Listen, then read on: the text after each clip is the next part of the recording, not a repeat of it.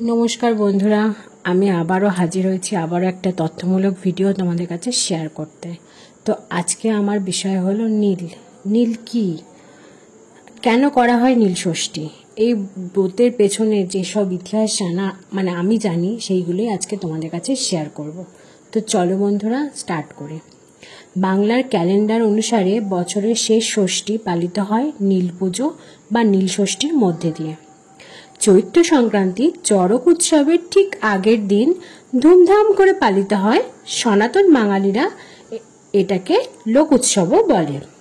নিয়ম মেনে এই দিন বিবাহিত মহিলারা কন্যা ও পুত্র সন্তানের মঙ্গল কামনায়, নীরোগ ও সুস্থ জীবনের কামনায় নীল ষষ্ঠী ব্রত পালন করে থাকেন। তাহলে এবার আমাদের মুখ্য বিষয় হলো কেন নীল ষষ্ঠী পালন করা হয় এবং এর নেপথ্যে যে গল্প বা ইতিহাস আমরা জানি সেটাই তোমাদের কাছে শেয়ার করব। নীল পুজো বা নীল ষষ্ঠী হলো বাংলার হিন্দু সমাজের এক লৌকিক উৎসব, যা মূলত মহাদেব শিব দুর্গার বিয়ে নামে পরিচিত।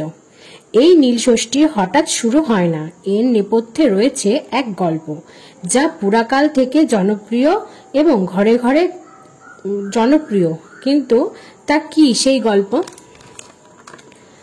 পুরাকালে এক বামুন আর বামুনি ছিল, যারা অতি ভক্তি করে সমস্ত ব্রত পালন করত, কিন্তু তবুও তাদের ছেলে মেয়ে হলে বেশি দিন বাঁচত না। একদিন কাশীতে গঙ্গায় দুজনে স্নান করে উঠে ঘাটের উপর বসে মনের দুঃখে দুজনে কাঁদতে লাগলো। তাই দেখে মা ষষ্ঠী এক বামুনি বেশে বেশ ধরে এসে তাকে জিজ্ঞেস করলেন, তোরা কাঁদছিস কেন? বামুনি তার দুঃখের কথা জানালেন মা ষষ্ঠীকে। তোরা কি নীল ষষ্ঠী করেছিস? বামুনি বলল, সে কি মা, কই, এই ব্রত তো আমরা জানি না। তখন মা ষষ্ঠী বললেন, সমস্ত চৈত্র মাস সন্ন্যাসী করে শিব পুজো করবে, তারপর সংক্রান্তির আগের দিন সমস্ত দিন উপোস করে সন্ধে নাগাদ নীল বাতির পুজো দিয়ে নীলকণ্ঠ শিবের ঘরে বাতি জ্বালাবে এবং মা ষষ্ঠীকে প্রণাম করে তবে জল খাবে। ওই দিনকে ষষ্ঠীর দিন বলে, বা যারা নীল ষষ্ঠী করে তাদের ছেলে মেয়ে কখনো অল্প বয়সে মারা যায় না। এই কথা বলে মা ষষ্ঠী অদৃশ্য হয়ে গেলেন। তারপর বামুন ও বামুনি দেশে ফিরে গিয়ে খুব ভালো করে নীল ষষ্ঠীর পুজো আরম্ভ করলো। এরপর তাদের যতগুলো ছেলে মেয়ে হলো সবাই দিব্যি বেঁচে রইল। এইভাবে শুরু হলো নীল ষষ্ঠী। আচ্ছা, নীল ষষ্ঠীর নীল পুজোতে মহাদেবের কি কি লাগে, চলো এবার ওটা আমরা জেনে নিই। নীল পুজো হলো আসলে মহাদেবের পুজো, সেই সঙ্গে দেবী ষষ্ঠীরও পুজোও বটে। মেয়েরা নীল পুজো, ষষ্ঠী পুজো করে সন্তানের মঙ্গল কামনায় ব্রতী দেন। কিন্তু কি কি লাগে এই পুজো করতে? চলো, পুজো করতে অবশ্যই লাগবে বেলপাতা, কারণ শিবের পুজোয় বেলপাতা ছাড়া হয় না।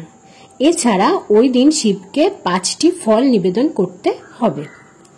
আচ্ছা, শিবের পছন্দের ফুল হলো ধুত্রা, আকন্দ, অপরাজিতা ফুলও।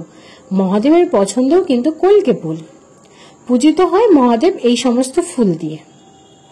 বেলপাতা দিয়েও পুজো করা হয়। সঙ্গে লাগে দুধ, দই, গঙ্গামাটি, বেল পাতা, গঙ্গা জল। এই বছরের নীল ষষ্ঠী কবে বলো তো বন্ধুরা? এই বছরের নীল ষষ্ঠী হলো 13 এপ্রিল শুক্রবার। চড়ক পুজোর ঠিক আগের দিন হয় নীল ষষ্ঠী, এই বছরের চড়ক পুজো হলো শনিবার। তো বন্ধুরা, আজকে কেমন লাগলো আজকের নীল ষষ্ঠী সম্পর্কে যে ইতিহাস বা সম্পর্কের যে ব্রত কথা রয়েছে? তো যদি ভালো লেগে থাকে অবশ্যই জানাবে, তাহলে আমি চড়ক পুজোর নিয়েও ভিডিও তোমাদের কাছে নিয়ে আসবো। তো কেমন লাগলো অবশ্যই আমাকে জানিও। তোমাদের একটা কমেন্ট, একটা লাইক কিন্তু আমাকে অনেকটাই ইন্সপায়ার করে নতুন ভিডিওর জন্য। তো তোমরা অবশ্যই আমার ভিডিওটা স্কিপ করো না, ভিডিওটা ফুল দেখো। যারা জানো তাদের তো কিছু বলতেই হবে না, যারা জানো না আশা করছি তোমরা সবাই এই ব্যাপারটা জানো। নীল ষষ্ঠী পৌরাণিক যে কাহিনীটা সেটা নিয়ে তোমরা সবাই জানো। তো তো এইরকম আরও কিছু কিছু ভিডিও নিয়ে আসবো তোমাদের কাছে, ভিডিও সম্ভার নিয়ে। তার সঙ্গে তো আদার্স বিয়েবাড়ির ভিডিও আছে, তো সব মিলিয়ে মিশিয়েই তোমাদের কাছে আসবো। তো কমেন্ট সেকশানে কিন্তু অবশ্যই জানিও কেমন লাগলো ভিডিওটা। তো এখনের মতো তোমাদের কাছে বিদায় নিচ্ছি, শুভরাত্রি। আবার তো ভিডিওটা ভালো লাগলে আমার চ্যানেলটা কিন্তু সাবস্ক্রাইব করে পাশের বেল বাটনটা কিন্তু অন করে দেবে, তাহলে সমস্ত রকমের ভিডিও নোটিফিকেশন তোমাদের কাছে সবার আগে চলে আসবে। তো এখনের মতো টাটা।